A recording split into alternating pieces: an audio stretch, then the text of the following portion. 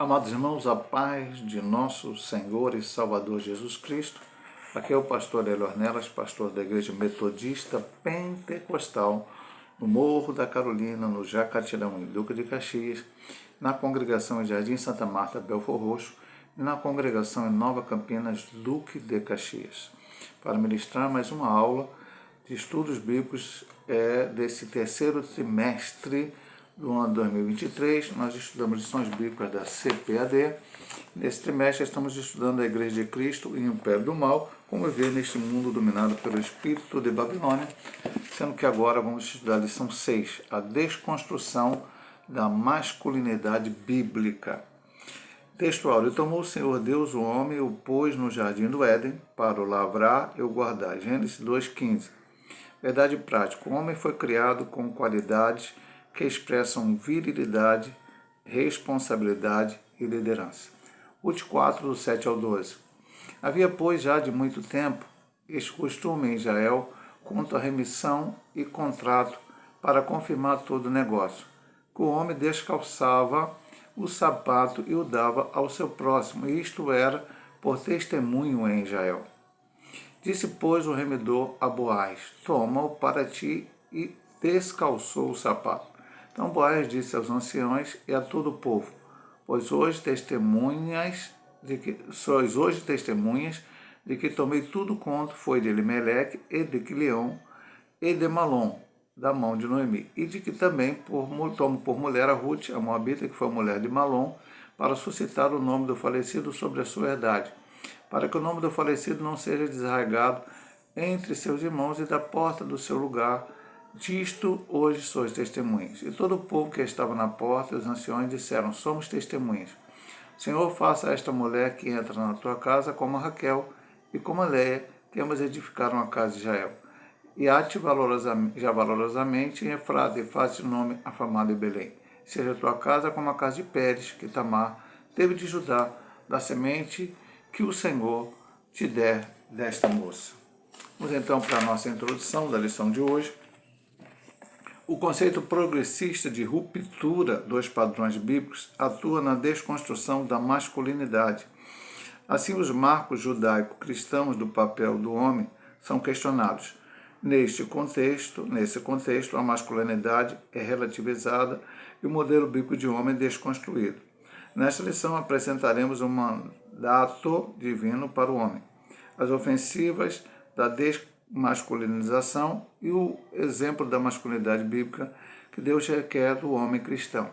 Então, meu amado irmão, como nós dissemos na lição passada, vemos numa crescente de estudos, primeiro o espírito da Babilônia atuando, depois a tentativa de uma desconstrução, de uma reinterpretação da doutrina do pecado, depois algumas heresias, alguns pensamentos teológicos errados, tanto vindo da Igreja Católica como dentro do meio evangélico, na lição 3 e 4.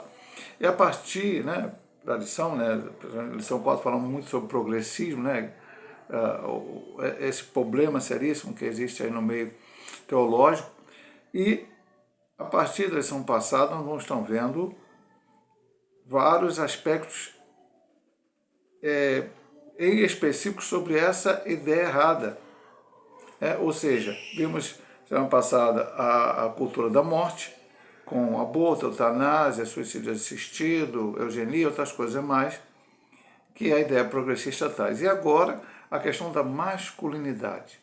Existe um padrão bíblico para todas as coisas. Por exemplo, nós vamos estudar masculinidade, a tentativa da desconstrução da masculinidade nessa lição. Semana que vem é da feminilidade, depois vai essa questão de cultura aí, da questão trans, uma série de coisas que vão de contrário ao ensinamento bíblico. Por isso ele fala aqui judaico-cristão, porque o Antigo Testamento foi escrito para os judeus, não havia ainda o cristianismo, mas ele continua valendo para nós, e o Novo Testamento já foi escrito para os cristãos. Então, tanto na ideia judaica como na ideia cristã, o homem tem que ter uma postura neste mundo, secularmente, diante de família, que hoje está tentando se desconstruir isso através de várias situações que nós vamos estudar em cada ponto da lição. Vamos lá, a masculinidade bíblica é o primeiro ponto. A criação divina do ser humano. Deus é o criador de todas as coisas, no céu e na terra e no mar. Gênesis 1:1 e Atos 4:24. A Escritura registra que ele criou o ser humano e o definiu pelo sexo, macho e fêmea, homem e mulher. Gênesis 1:27. Essa diferenciação visa ao complemento mútuo na união conjugal e ao desempenho dos papéis divinamente designados a cada um. Desse modo, pode-se afirmar que nenhuma outra criatura foi feita como o ser humano. Os peixes, as aves e todos os outros animais foram produzidos segundo a sua espécie. Entretanto, ao criar o ser humano, Deus o fez olhando para si mesmo, isto é, sua própria imagem e semelhança. Por conseguinte, o ser humano é considerado a coroa da criação. Nós, cristãos, cremos desta forma. Cristãos verdadeiros, cristãos bíblicos, cristãos que primam para a ortodoxia bíblica. Então, primam por esse pensamento. E que nós estamos estudando aqui exatamente em cada lição. Agora, o pessoal que tenta o progressismo, relativismo, teísmo aberto e outras coisas mais que já estudamos nas lições anteriores, então vem a dizer que a Bíblia fala uma coisa e a gente tem que interpretar de outra maneira, ou que a Bíblia precisa ser refeita, mas a Bíblia está escrito exatamente isso. Deus criou todos os animais. Depois de ter criado todas as coisas, ele que fez tudo, então ele criou o homem à sua imagem e semelhança. Criou um boneco do pó da terra, soprou nas suas narinas o fogo de vida, e esse boneco se tornou uma alma vivente, e depois tirou uma costela desse homem e fez uma companheira para ele, até porque de todos os outros animais não achou alguma que fosse igual a este homem, então criou uma companheira. Então Deus criou macho e fêmea. Só existem dois gêneros. Não existe terceiro, quarto, quinto, sexto, sétimo, oitavo, como hoje querem dizer a sociedade e a pseudociência ou a falsa ciência, como aí está. Então, e cada um desses seres criados, o homem e a mulher, com o seu papel para cumprir dentro da vida social e dentro da vida do casal. Vamos continuar aqui. Características da masculinidade. As Escrituras revelam um conjunto de características do papel do homem na história, bem como segundo a sua constituição biológica. Ao criar o homem, Deus lhe confiou duas tarefas primárias e essenciais: cultivar e guardar. Estes dois termos resumem o mandamento divino para o comportamento masculino. Significa que as funções de provedor e protetor são próprias da natureza do homem. Nesse sentido, Paulo ratifica que cabe ao homem proteger sua esposa e família, bem como prover uma vida digna. Exalta-se que a masculinidade bíblica enaltece o amor e cuidado em relação à mulher, e que o machismo a inferioriza e a desonra. Nesse aspecto, a Bíblia ensina o homem a honrar a mulher com toda a dignidade. Então vamos ver aqui, nós sempre falamos que esse aqui é um estudo bíblico, né? Não é um estudo da cabeça do pastor Douglas Baptista, nem da CPAD, nem mesmo da Igreja Metodista Pentecostal, mas é um estudo bíblico. O que Paulo diz em Efésios 5:28-30. Assim devem os maridos amar a sua própria mulher, como a seu próprio corpo. Quem ama a sua mulher, ama-se a si mesmo. Porque nunca ninguém aborreceu a sua própria carne, antes a alimenta e sustenta, como também o Senhor a igreja. Porque somos membros do seu corpo. Você viu aqui, alimenta e sustenta. Esse era o aspecto como Deus criou o homem. Deus criou o homem e falou assim, cultiva e guarda. Ele tinha que plantar, cultivar a terra e guardar também a terra. E neste caso estava incluído também cuidar da sua esposa que Deus lhe deu, que foi Eva. Então ele trabalhava, ele fazia todas as coisas que eram necessárias para dar o bem-estar à sua família. Esta é a ideia do Senhor. Ah, pastor, mas aí como fica o tratamento da mulher? Vamos ver aqui, 1 Pedro, capítulo 3, versículo 7. Igualmente, vós, maridos, coabitai com ela, ou seja, com a mulher, com entendimento, dando honra à mulher como vaso mais fraco, como sendo vós os seus cordeiros da graça da vida, para que não sejam impedidas as vossas orações. Então, ao homem cabe a Adão e cabe ao homem de hoje tratar bem a sua esposa, cuidar dela em todos os sentidos, materialmente, emocionalmente, estar ao seu lado nos momentos difíceis, enfim, prover todas as situações para que o seu lar seja uma bênção, para que o seu lar seja realmente para a glória de Deus. O machismo, e aí alguns aí por aí dizem que a Bíblia é machista. Não, a Bíblia não é machista. Os homens interpretaram erradamente o seu papel e começaram a ter atitudes machistas. E aí continuaram com elas, fizeram elas, e até hoje muitos o têm. Independente de ser cristão ou não. Há muitas pessoas machistas entre os comunistas, entre os hindus, entre outras religiões, que não consideram a Bíblia como a palavra de Deus. Então, o machismo não é uma coisa cristiana, o cristianismo é que lançou o machismo. Não, o machismo existe por causa do pecado. O homem pecou, isso deteriorou o seu relacionamento com Deus e também com o seu próximo, inclusive entre gêneros, homem e mulher, ou mulher com homem, também existem todos esses problemas. Então, o machismo é ruim, e a Bíblia fala o contrário. 1 Pedro 3,7, cuidar bem, honrar a mulher, respeitar a mulher. Em Efésios 5, amar a mulher como a si mesmo. Essa que diz a palavra. Aliás, o Senhor diz que o mandamento é amar o seu próximo como a si mesmo. O seu próximo são todos que estão ao seu redor. Pai, mãe, mulher, filho, e também aqueles que estão meio longe, mas também são o seu próximo, aquele que você encontra no meio da rua, aquele que você pode fazer alguma atitude boa para com ele. A liderança masculina. Deus confiou ao homem a responsabilidade da liderança. Na Bíblia, Deus é a cabeça de Cristo, Cristo é a cabeça do homem e o homem é a cabeça da mulher. Está isso em 1 Coríntios 11:3. O movimento feminista, de viés neomarxista, considera esse modelo como um sistema machista opressor para com a mulher. Ao contrário dessa falácia, o apóstolo Paulo revela que o homem deve liderar a sua casa do mesmo modo que Cristo lidera a igreja. Mais uma citação aqui que já lemos, de Efésios 5, versículo 29. Uma vez que Cristo se entregou pelo bem-estar da igreja, a liderança masculina requer a prática de algum tipo de sacrifício pela mulher. Nesse sentido, no exercício da liderança, o homem deve evidenciar virtudes tais como fortaleza, sabedoria, coragem, amor e respeito. A ideia de que Deus é a cabeça de Cristo, Cristo é a cabeça do homem, o homem é a cabeça da mulher, não inferioriza a mulher.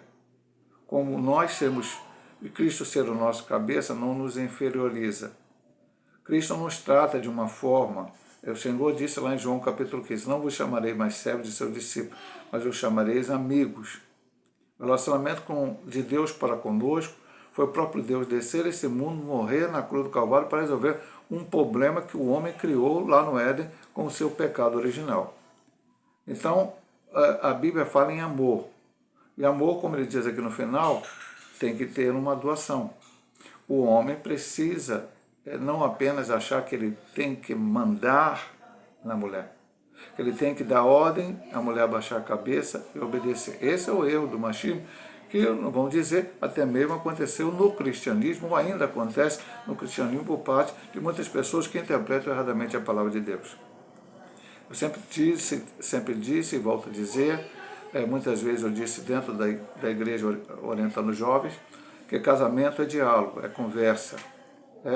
O homem e a mulher precisam dialogar, conversar, orar, porque o cabeça é Cristo, é o cabeça do homem e o cabeça da mulher também. Pode ser que em algum momento, alguma decisão final, o homem possa prevalecer aquilo que ele quer, mas não quer dizer que em todos os momentos será assim. Muitas vezes as mulheres são sábias, dão conselhos sábios e precisam ser também ouvidos pela parte do homem e colocados em prática para a glória de Deus. Acho que o casal precisa ter esse entendimento, a família precisa ter esse entendimento, como já temos estudado até aqui. Vamos para o segundo ponto, que é a erosão da masculinidade. A gente fala que erosão é quando alguma coisa cai por terra, né? Alguma coisa desmorona. Né? Apologia à homossexualidade. Em tempos pós-modernos, a ideologia de gênero faz contínuas investidas de legitimação da homossexualidade. Esse conceito ignora as características físicas e biológicas, alegando que o ser humano nasce sexualmente neutro. Essa concepção invalida a criação divina da raça humana como ser binário, masculino e feminino. Ensina que a identidade de gênero e a orientação sexual independem da anatomia do corpo. Assim, não aceita que os órgãos do sistema reprodutor humano sirvam de parâmetro para a sexualidade. Como consequência, a sexualidade antinatural é incentivada. Romanos 1, 26 a 27. Acho que até o texto aqui, deixa eu ver se é o texto da semana. Não é esse que foi da outra semana. Eu vou ler aqui depois para vocês. Disso decorre da crise do comportamento masculino no tempo presente. Então vamos, como é um estudo bíblico, vamos lá para Romanos. Romanos, capítulo 1, versículo 26 e versículo 27. Vamos lá. Pelo que Deus os abandonou às paixões infames, porque até as suas mulheres mudaram o uso natural no contrário à natureza. Então veja o uso natural contrário à natureza. E semelhantemente também os varões, deixando o natural da mulher se inflamarem em sua sensualidade uns para com os outros, varão com varão, cometendo torpeza e recebendo de si mesmo a recompensa que convinha ao seu erro. Daqui a pouco a gente vai fazer um comentário sobre isso. Agora vamos para 1 Coríntios 6,10, já que ele faz um comentário aqui também em cima desse texto, para que a gente possa entender bem esse ponto, que é um dos pontos principais da lição. Não erreis nem os devassos, nem os idólatras, nem os adúlteros, nem os efeminados, nem os sodomitas, nem os ladrões, nem os avarentos, nem os bêbados, nem os maldizentes, nem os roubadores entrarão no reino do céu. Então vamos descer claramente aqui. Eu falo isso aqui com toda tranquilidade. Amanhã, se for o caso do YouTube, bloquear o vídeo ou fazer qualquer coisa, não posso fazer nada, apenas tenho que dizer a verdade da palavra de Deus. Deus criou macho e fêmea, Deus criou Adão e Eva, Deus não criou Adão e Ivo, Deus não criou Eva e Ana, Deus criou Adão e Eva. E existe um órgão reprodutor feminino e um órgão reprodutor masculino. Deus criou o homem só para reprodução? Não. Também nessa relação sexual em que o homem e a mulher mantêm e que a partir dessa relação pode haver a concepção, como estamos semana passada, e pode então haver a reprodução, também há o prazer. Mas apenas com esta forma como Deus criou, porque Deus conhece a anatomia humana. Deus criou o fígado com uma função, o rim com uma função, o coração com uma função, o pulmão com uma função, a pele com uma função, os olhos com uma função, o nariz com uma função, a boca com uma função, o olho com uma função, o cabelo com uma função, seja o que for, por plantas, qualquer parte do corpo que você ver foi criado com uma função. E também foi criado com uma função o órgão sexual masculino e feminino. Então, não é para pegar uma mulher e ter relação sexual com outra, porque a outra mulher não tem o órgão sexual reprodutor e nem que poderia dar prazer para a mulher, e o homem menos ainda, porque não tem onde ele fazer relações sexuais, porque o outro homem não teria o órgão reprodutor feminino. Eu estou falando assim bem claro, pois vão entender. Poderia fazer mais claro ainda, mas não vou falar. Então se inverte as coisas. E aí, homem com homem, se coloca o órgão sexual masculino onde Deus não criou. Para isso, Deus criou para uma outra finalidade, porque também tem uma finalidade. E tudo isso se torna uma confusão. Deus reprova tudo isso. E o texto é claro em 1 Coríntios 6,10. A homossexualidade é pecado. Sodomia é relação sexual anal. Entre um homem e uma mulher, entre um homem e um homem, não pode. Os efeminados também não entrarão no reino do céu. Está claro. Né? Aí alguém vai discutir, eu já vi pessoas homossexuais participando de debates em rádios evangélicas, querendo dizer que aquele texto era prostituição cultual. E o debatedor que estava debatendo com a pessoa disse, não, no grego não é isto. Pornó e pornéia, não sei o quê. Explicou tudo. Que aquela pessoa que fazia uma narrativa para falar que é normal ter relações sexuais de duas mulheres ou dois homens, até porque era uma mulher que estava falando isso nesse debate ao qual eu vi. Então, isso aqui, tempo moderno, ideologia de gênero, não, existe só homem, foi feito binário, homem e mulher. É para o homem casar com a mulher casar com o homem, ou então não casar, ficar solteiro. Mas homem com homem, mulher com mulher, está contrária à palavra de Deus, está contrária à natureza, está contrária a tudo que foi ensinado. E isso está desconstruindo a masculinidade feminina, porque o homem deixa de fazer o seu papel também e vai passar a fazer um outro papel que não é o dele, que está contra a palavra do Senhor. 2.2. Responsabilidade negligenciada. Em virtude da relativização da masculinidade, o modelo bíblico vem sendo abandonado, a identidade masculina que deveria estar associada à virilidade, à capacidade de prover e a proteger a família, é substituída por um indivíduo de duplo ânimo, vacilantes e inconsequentes. Uma parcela incapaz de sustentar sua própria casa, não pelo desemprego, mas pela aversão ao trabalho. Os efeitos desse comportamento resultam em inúmeros casos de desajustes familiares e divórcio. Outro problema sério. Aí nós estamos falando de outra coisa. Aqui não estamos falando de homossexualismo, já passamos pela parte de homossexualismo. Nós estamos falando de pessoas heterossexuais que simplesmente não querem trabalhar. O homem não quer trabalhar. O homem não quer sustentar. Ele quer casar. Ele quer ter uma esposa. Ele quer ter relações sexuais. Ele quer ter filhos. Mas não quer sustentar a sua esposa, não quer sustentar os seus filhos, não quer trabalhar. É um preguiçoso. E a série de coisas aqui, que, como diz aqui, né, o texto de Tiago, vacilante, inconsequente, duplo ânimo, e aí essa pessoa, aí isso vai acabar em divórcio, vai acabar em separação, vai acabar em problemas. Isso porque esta ideia está sendo desconstruída pela sociedade. Você pode ver aí claramente, muitas vezes, o homem tem que ir para a farra, o homem tem que ir para as coisas aí, e na ideia brasileira, então, meu amado irmão, que um homem pode ter a sua esposa em casa e pode ter 2 ou 3 amantes fora. Isso está completamente contrário, porque além do homem Deus ter feito Adão e Eva, Deus não fez também, eu falei naquela hora, Deus não fez Adão e Ivo, Eva e Ana, Deus também não fez Adão, e para Adão ele deu Eva, Maria, Joaquina. Não, Deus só deu Eva. Pastor, mas lá no Antigo Testamento, homens tiveram mais de uma mulher. Isso não foi a vontade de Deus que isso acontecesse. Na teologia a gente fala de vontade permissiva, mas não é. E o Senhor Jesus deixou claro isso quando foi falar sobre divórcio. No princípio não era assim. Deus criou macho e fêmea, e quando se unir, os dois se tornaram uma só carne, e tinha que ser assim. Mas aí o homem começou com essa história de ter várias mulheres. Não. Ele tem que casar com a sua esposa e prover todos os recursos para a sua esposa, cuidar dos seus filhos, fazer o melhor para que a sua família seja abençoada. Essa responsabilidade muitas vezes tem sido negligenciada. Infelizmente, às vezes por alguns, até dentro da casa do Senhor. E o terceiro ponto da erosão da masculinidade é a crise de liderança. A crise de masculinidade tem gerado homens incapazes de exercer liderança.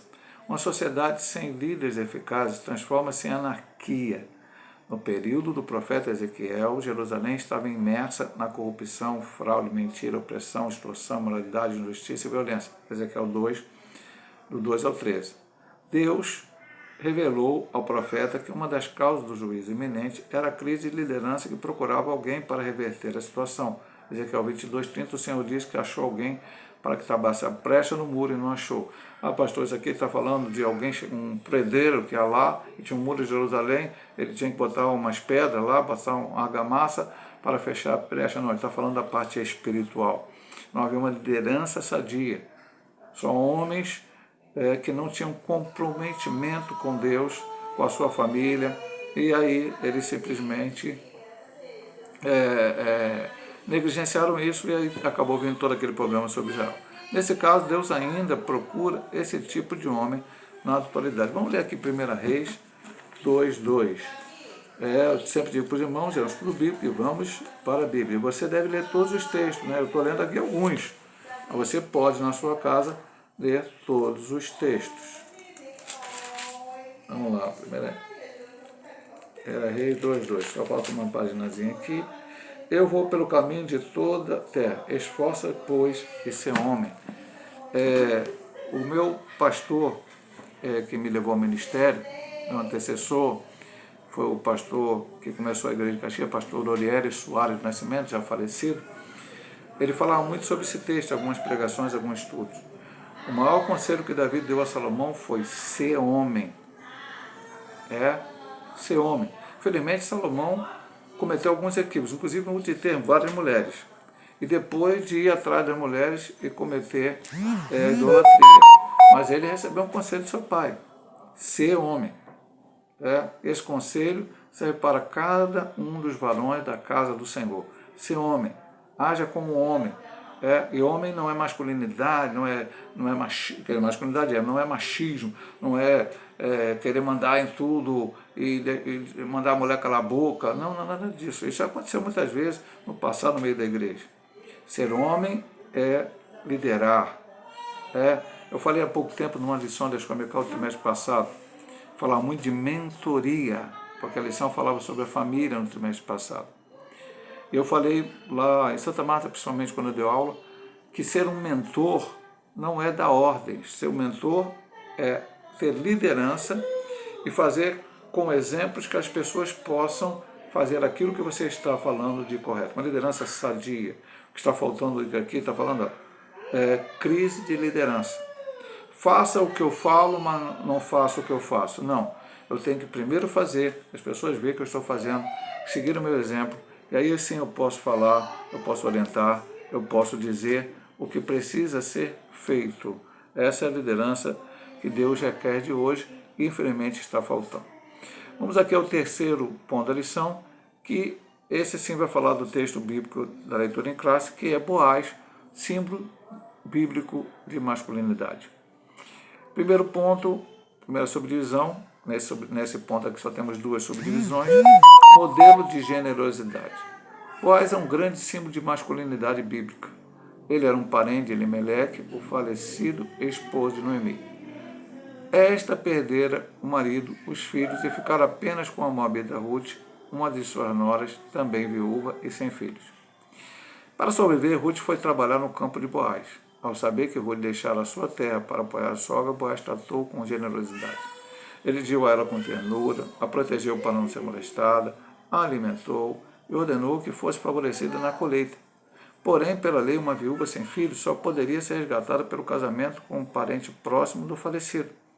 Assim, apesar da compaixão de Boaz, Noemi e Ruth ainda estavam em apuros. Eu vou falar algumas coisas muito fortes aqui, meu alemão, mas você tem que entender e compreender. Vamos começar com essa história.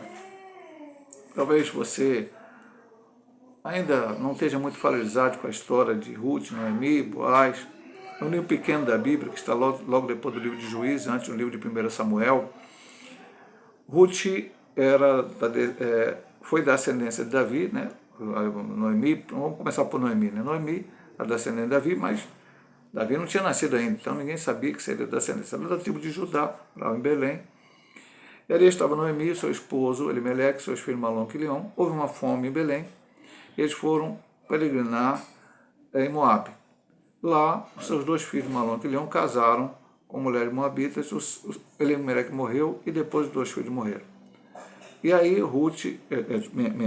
Noemi soube que lá em Belém havia novamente, no Belém chama-se casa de pão, mas houve dificuldade de pão. Havia novamente fartura de pão e ela voltou com as suas duas noras. No meio do caminho ela falou para as noras, olha, eu sou velha, eu não posso casar de novo, ainda que eu case e tenha outro filho, vocês vão ter que esperar crescer para poder ser marido de vocês. Então você volta para o seu Deus, volta para a sua terra, volta para a sua parentela. Ofra, a primeira, voltou, mas Ruth se apegou a Noemi e disse a ela a famosa frase que está no capítulo 1, onde tu morrer eu vou morrer, onde tu ficar eu vou ficar, teu Deus é o meu Deus, o teu povo é o meu povo. Ela tinha se convertido ao Deus de Israel, ela queria seguir a sua sogra. Quando chegaram lá, Noemi pede até para trocar o nome dela para Mara, para amargurada, e ficam ali as duas viúvas vivendo ali na dificuldade. Então havia uma lei em Israel que as pessoas pobres poderiam ir aonde veio o campo na época da colheita e pegar o resto das coisas que caíssem. A pessoa estava colhendo, caiu alguma coisa, sobrou ali, a pessoa pobre podia pegar. Ruth foi para um campo, e aí Deus direcionou ela para o campo de Boaz. Havia um direcionamento de Deus em toda essa história, mas eu não vou ficar aqui tomando muito tempo por causa do tempo da lição.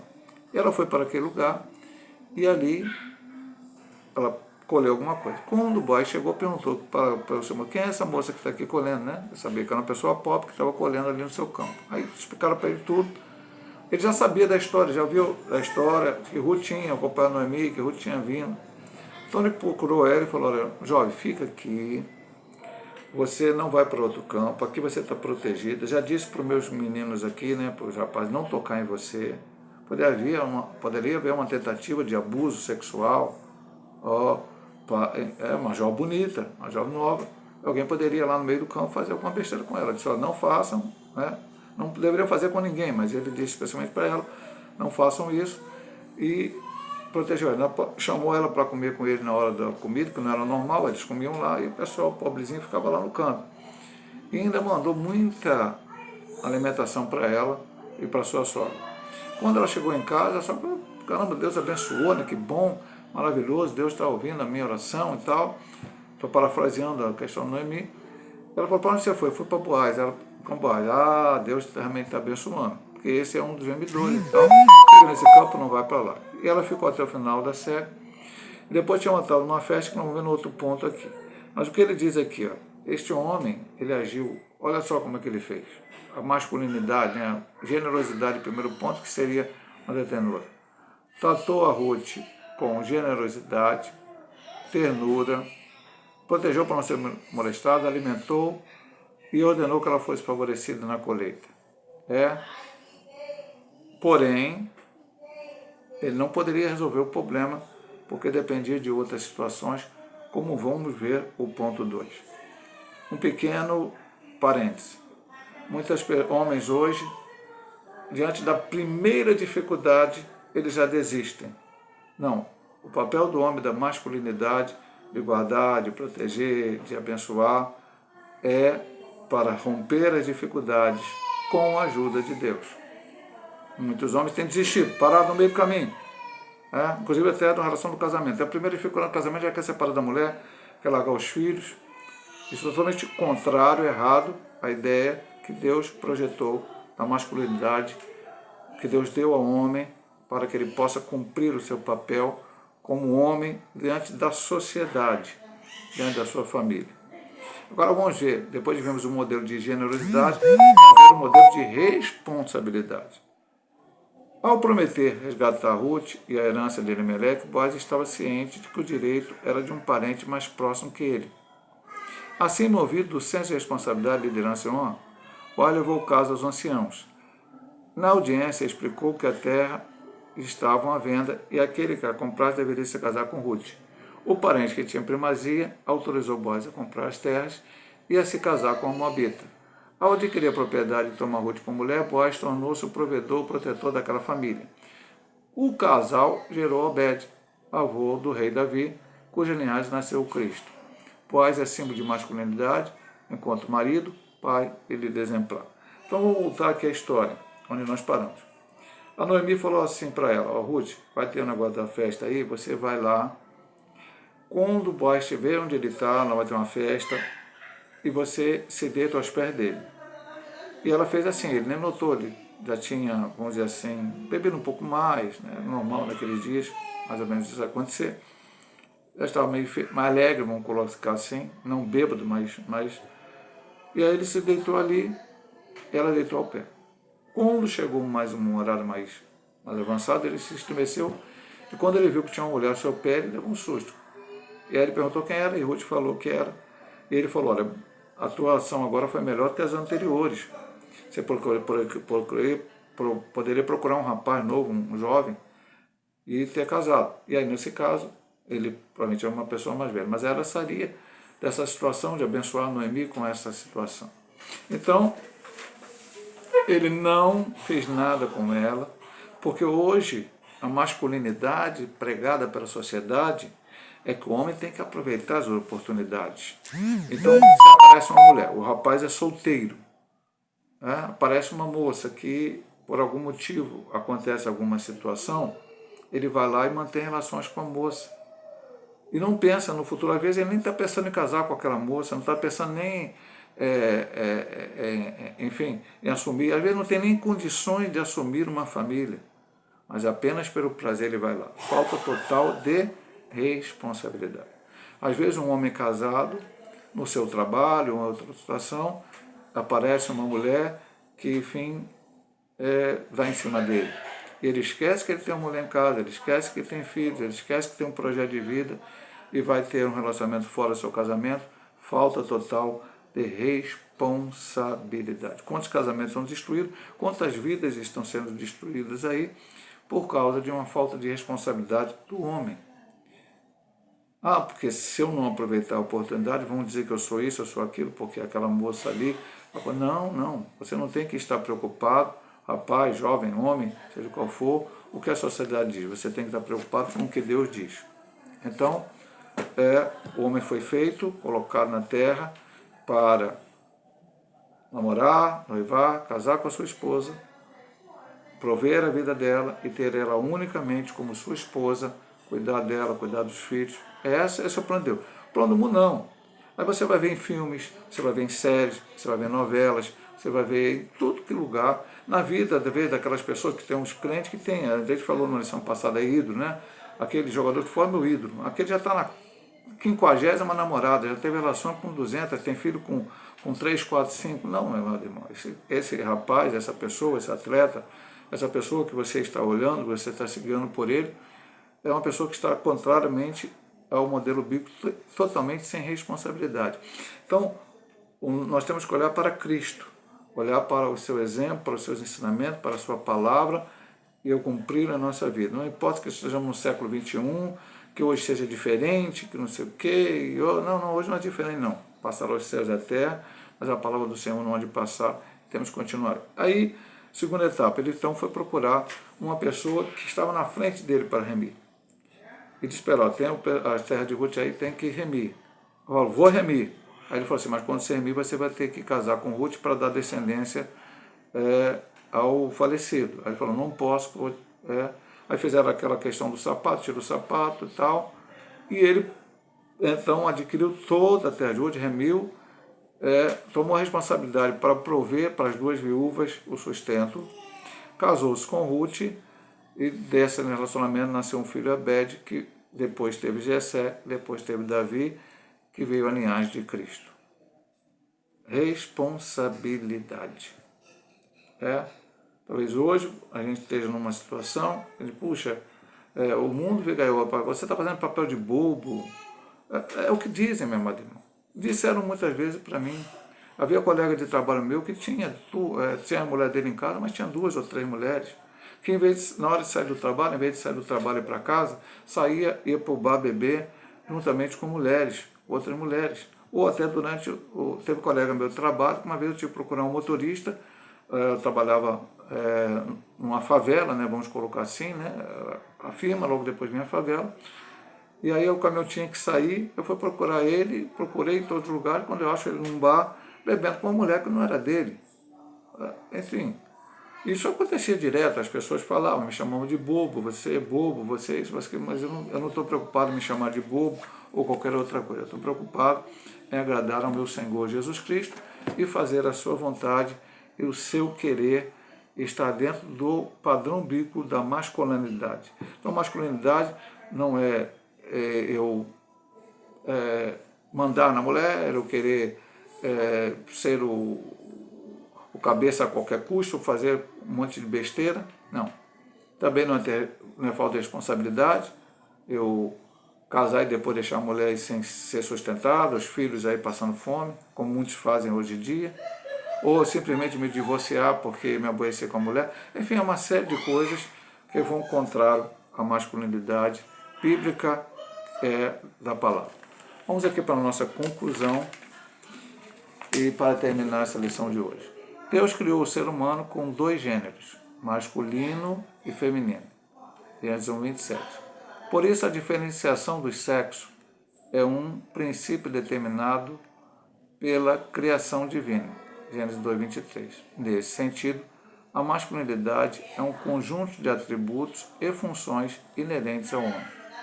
Já a masculinização decorre da inversão de papel do homem na sexualidade, na liderança e na prática dos deveres. A masculinidade bíblica exige o autocontrole, sacrifício e firmeza de caráter no encargo de sua tarefa. Nesse aspecto, a sociedade, a família e a igreja esperam por homens que honrem a sua masculinidade e exerçam o papel que Deus os vocacionou a desempenhar. Então, 2 gêneros foi falado na lição toda e vale para essa lição para a próxima, homem e mulher. Não tem terceiro gênero, quarto, quinto ou sétimo. Por isso, a diferenciação dos sexos é um princípio determinado pela criação divina. Diferenciação em órgãos genitais, isso, aquilo, e também em funções dentro do relacionamento e da sociedade. Nesse conjunto, então, nós vamos falar da masculinidade. É um conjunto de atributos e funções inerentes ao homem, há coisas que é o homem que tem que fazer. Ele não pode terceirizar isso para ninguém, nem para outro homem, nem para a sua própria mulher, para ninguém. Ele tem que fazer o que compete a ele fazer. Agora, o que é a desmasculinização? Inversão de papel. Na sexualidade, o homem deixa de gostar de mulher, vai gostar de homem, isso está errado, antibíblico. Na liderança, o homem deixa de liderar, ele deixa de fazer o seu papel de liderança e na prática de seus deveres, prover, cuidar, guardar, proteger, tudo isso aqui que nós estudamos nessa lição. Então, o que exige a masculinidade? Autocontrole, sacrifício, firmeza de caráter, no encargo de suas tarefas. O que é autocontrole? Aliás, em tudo na vida, precisa ter autocontrole. Isso eu só acho com a direção de Deus e com a busca do Espírito Santo na minha vida. Sacrifício. Se o próprio Deus se sacrificou descendo essa terra para morrer na cruz, por que eu não posso sacrificar pelo meu próximo, especialmente a minha família? Preciso. E firmeza de caráter. Firmeza de caráter, você precisa ter o fruto do Espírito na sua vida. Pai, longanimidade, bondade, domínio próprio, temperança, tudo aquilo que está lá em Gálatas capítulo 5. Nesse aspecto, a sociedade, a família, a igreja esperam por homens que honrem a sua masculinidade, exerçam o papel que Deus os vocacionou a desempenhar. Deus possa abençoar meus amados irmãos. Se Deus assim nos permitir, semana que vem estaremos ministrando mais uma aula, a desconstrução da feminilidade bíblica. Seria quase que uma continuação dessa lição, porque nós vamos ver outro aspecto que corresponde à mulher. Deus abençoe a todos, em nome de Jesus.